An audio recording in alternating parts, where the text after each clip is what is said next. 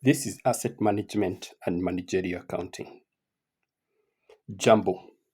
My name is Moya Kihumba of Institute of Finance, Education Now.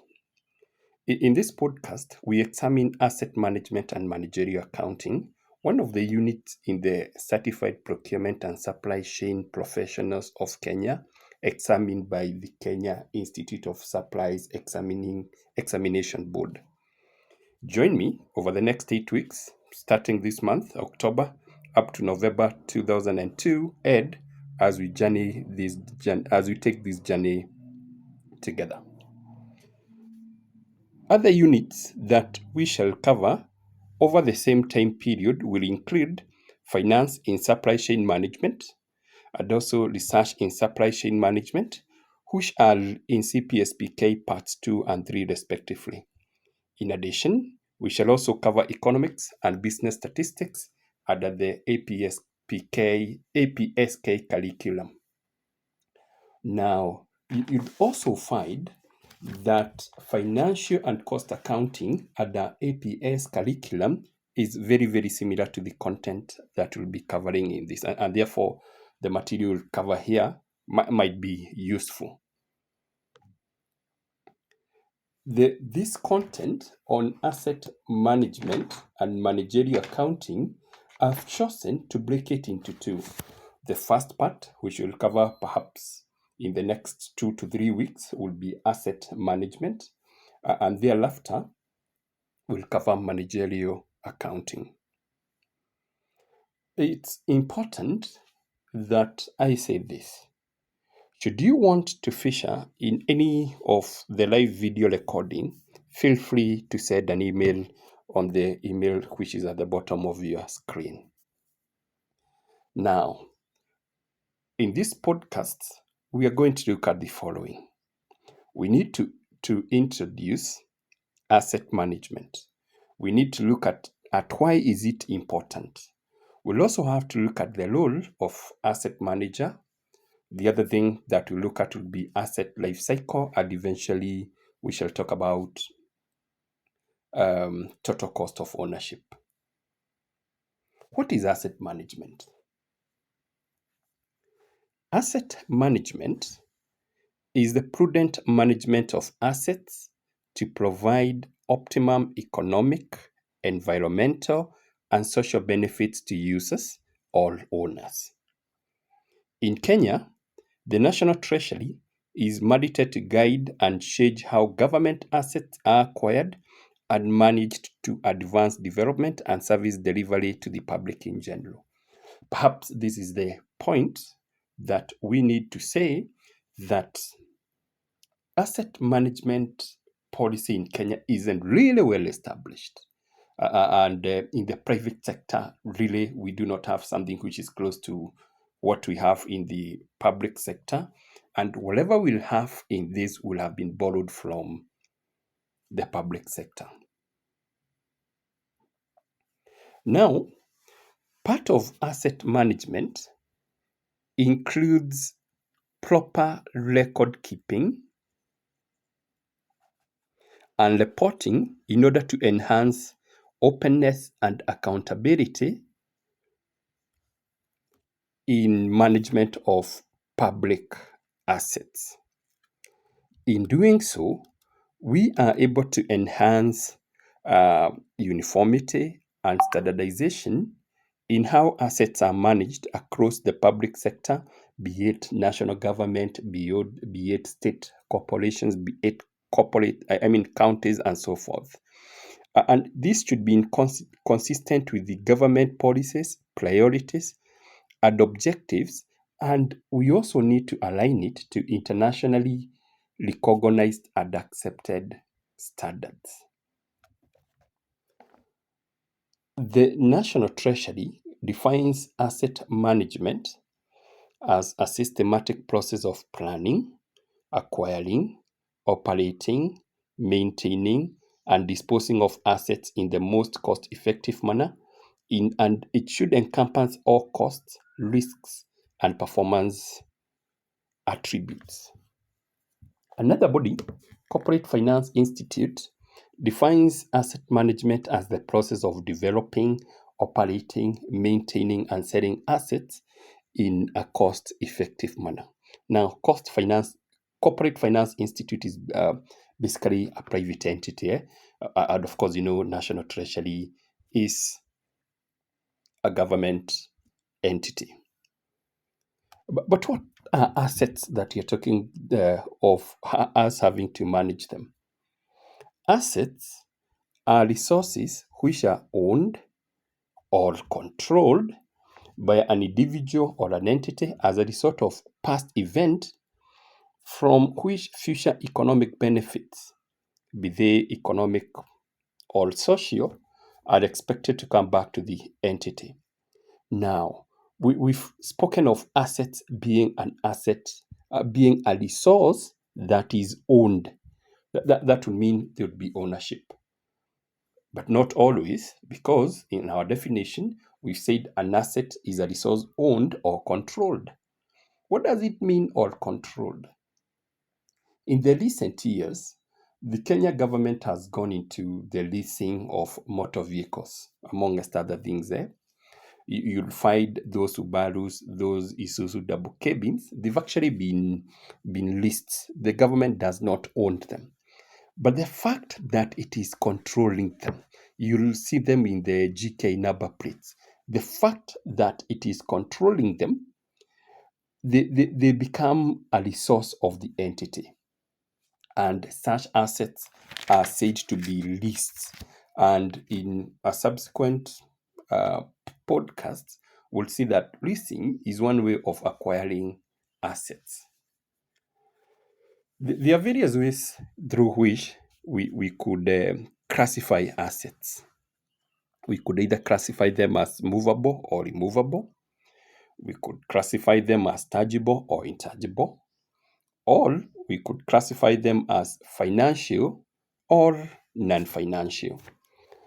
In the context of financial management, sorry, not financial management, but asset management. In the context of asset management, we'll be classifying assets as either financial assets or non-financial assets.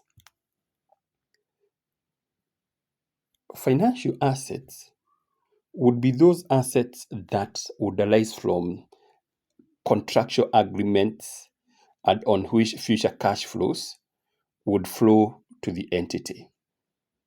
And basically, they relate to owning equity instruments. Equity instruments would be things like cash, would be things like shares, would be things like corporate bonds and so forth there. And we've given those examples there. They include cash, equity instruments, through which we have a contractual right to receive cash or other financial assets from other entities. We will not spend so much time on financial assets, but we shall spend considerable amount of time on non-financial assets. Now, non-financial assets are those assets that their value is determined by their physical or tangible characteristics. Examples would include stores, would include equipment, would include land, would include building, would include inventory. Of course, the inventory is stock, natural resources like wildlife, intellectual rights, which is vested in state or proprietary rights. So we are saying that non-financial assets would be those tangible or non-tangible assets, so long as their value is determined by their physical and tangible characteristics. Why is asset management important? We could cite 3 reasons. 1, it allows the entity to keep track of all its assets. 2, it allows an entity to manage assets regardless of the different locations that they may be located in an accurate and effective manner. And third, asset management ensures that financial statements of the entity are accurate. What are the aims of asset management in the public sector? One of the reasons the National Treasury issued the policy is because, one, it wanted to promote accountability in asset management. Two, it needed to allow for effective management and safeguard of these public assets. Three, it needed to ensure that this standardization in all public sector entities relating to planning, identification, acquisition, maintenance, disposal, valuation or revaluation, recording, and disclosure of assets. In addition, this need to ensure that this proper authorization of acquisition and disposal of assets. And further, to allow for accurate and timely information and reporting to facilitate decision making and maintenance of an updated government inventory of assets for all for all public entities. Now, the duty of asset management is carried out by someone who we refer to as an asset manager, who then is the asset manager. An asset manager is any officer or officers or team or teams which have been assigned the task of coordinating asset management by the accounting officer of a public sector organization. Accounting officer perhaps could be the CEO. In most cases, in most of these parastatals, the accounting officer would be the CEO. And whoever the CEO allocates the duty of managing the assets is actually who we refer to as asset manager. Therefore, an asset manager is this officer or officers or a team or teams that have been given that task to coordinate matters related to asset management. In carrying their duties, asset managers are required, A, to ensure that they follow applicable accounting procedures when they are acquiring or when they are disposing goods or services. All right. And even then, they ensure that there are adequate arrangements for the custody, safeguard, and maintenance of such assets. They are also required to manage the assets of the entity so that that organization receives value for money, not only when it is acquiring it, but also when it is using it, and or as well as when time for disposal comes, it gets value for money. And C, to ensure adequate systems and processes are in place to plan for, procure, account for, maintain, store, and dispose of assets, including an asset register that is current, accurate, and available to relevant authorities. These relevant authorities would be, say, National Treasury. They could be the Office of Auditor General. It could be, say, oversight bodies like Parliament or County Assembly. So these asset register must be available to them. The next thing that you need to talk about is asset life cycle.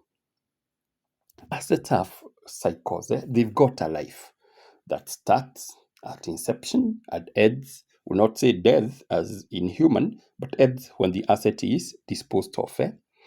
And this asset life cycle can be seen as a strategic and analytical approach to the management of an entity's asset. In fact, that's how we define asset life cycle.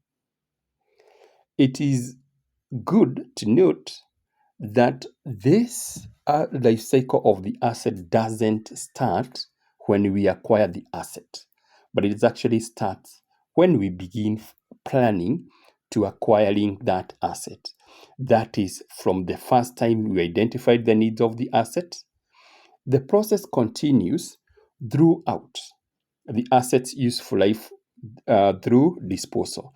In other words, asset life cycle starts from the point we've started planning for the asset up to the point where we dispose of. And we can classify asset life cycle into four key stages. And those four key stages would include planning, would include acquisition, would include operation and maintenance, and would also include disposal. All right. Those are the four stages. Those are the four distinct stages of asset life cycle. And briefly, we look at each one of them, and then later in the course, we'll look at each of them in detail. Planning, like we've already mentioned, is the first stage in the asset life cycle. And it is at this stage that we establish and we verify the assets that are required based, of course, on plans of different departments, on evaluation of existing assets, and their potential to meet service deliveries. So different departments in organizations will have done their planning, and from their planning, they'll have established the needs of various assets. Once that is done, we move on to the next stage, acquisition. And it is in this stage that acquisition, decision to acquire assets, is done. And we acquire these assets, and we shall see there are so many ways of acquiring these assets based upon the evaluation of various alternatives, including demand management and non-purchase solutions. Perhaps this is the best stage to mention that acquisition is basically what you've learned in procurement of goods and goods, services, and works at different unit. The next stage would be operation and maintenance, and in this stage, this management of an asset with aim of delivering service, and the final stage is disposal. And this will happen at the end of the asset's useful life, where we remove it from service. Either we sell it, either we give it another purpose, we'll throw it away, or we have it recycled. As I had mentioned earlier, all these four stages will be discussed in details in subsequent sections. Now, the cost of owning the asset through its life cycle is referred to as total cost of ownership. And total cost of ownership refers to the sums of all cost that has been incurred throughout the asset life cycle. And obviously it goes beyond the initial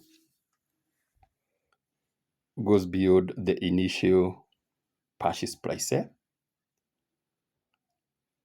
Total cost of ownership allows the decision maker to look at asset procurement in a more strategic way, beyond having to get the item from the lowest bidder, and to level the playing field when choosing amongst competitive bids, where the lowest price bid may or may not be the least costly asset to procure, because there are other costs that will come up with this.